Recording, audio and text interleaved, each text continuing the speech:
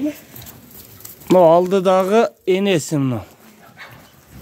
Мына быйылкы козулары. Эгиз, шу койдун балдары өкө тең.